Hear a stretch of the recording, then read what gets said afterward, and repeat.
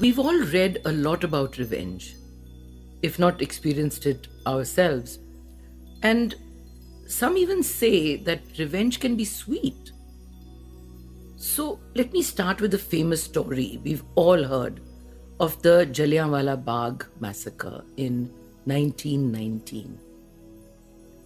It was during the Baisakhi festival in Punjab that Colonel Dyer opened fire, which killed more than 1,000 innocent people.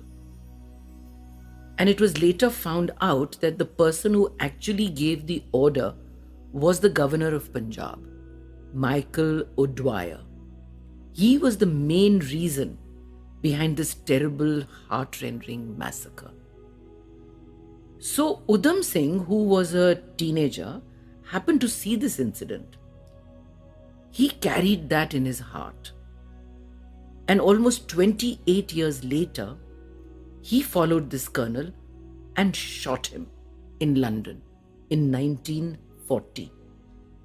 He didn't try to escape and he was immediately arrested. It took him that long to avenge the death of his countrymen. There are many such incidents we've all heard. In Indian mythology, too, we know about Draupadi, who wanted to take revenge against the Kauravas, who had humiliated her in front of the whole court. From Shakespeare to mythology, much has been written, read, and heard about revenge. And yes, we've always thought revenge to be normal and predictable. It is possibly the deepest instinct that we have. But the point I want to emphasize is that revenge is a double edged sword. It affects the giver and the receiver. We've often heard that I hope he gets his just desserts, wishing that karma would strike the one who hurt. And recently I read something on revenge that really stayed with me. It said that revenge is not always sweet. Once it is consummated, the avenger feels inferior to the victim. Think about it.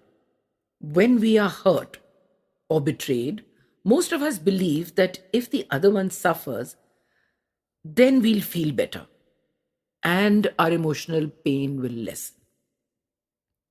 But on viewing so much data and experiments, we've learned that those that take revenge and those that don't get an opportunity for it say that in fact revenge made them less happy. Now, why would that be? We would normally presume that revenge would be satisfying, but experimenters have found that any act of revenge also comes with a lot of rumination. We think about it and brood.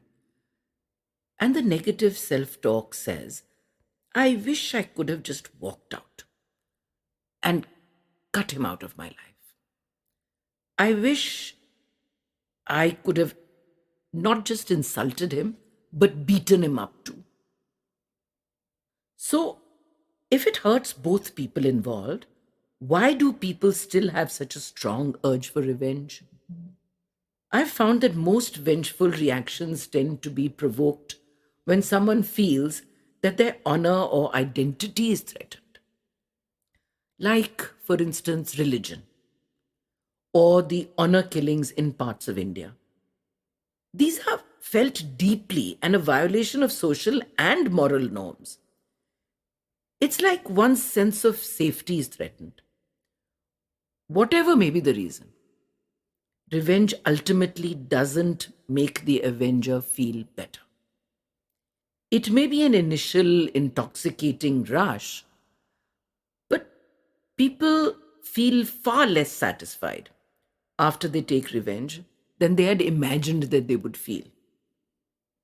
I have found that rather than inflicting suffering, what people want is remorse from the person who has wronged them and a heartful apology. That's what they really want. Of course, it's not always likely that one would get this, but people want remorse. So, what is really important is something which I know requires us to be superhuman. To understand that the basis of revenge is a feeling of hurt. That's what's underneath. What's also underneath is anger and a sense of being betrayed. It's not easy to put yourself in another's shoes when you've been wronged. I understand that. But what would help is to remind yourself that even though you aren't in control of the situation or the other person, you are in control of your emotional response to that situation. I had once done an exercise with a client. I had asked her to write down everything that made her angry, using all the expletives she wanted, and to put it all out there. Then to rip up the paper with all the energy she would have used for the other, and then to throw it away. Then take a deep breath or several deep breaths, and you'd be surprised how releasing it is. So, there is a healthy way to deal with these feelings that can help you heal and give your brain the same amount of rewards without those dire consequences. So, I suggest the next time you feel the dark claws of revenge creeping into your soul, take the same intensity and put it in success. Yes, success.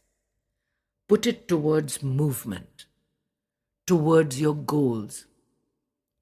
Put your energy in hustling to get what you want. Put it towards your own growth.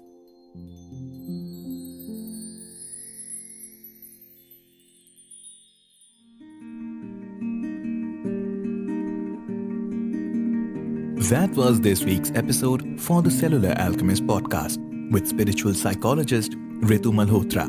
Don't forget to follow the podcast on your listening app so that when the new episode drops, you do not miss out on the chance to change your life by changing your beliefs.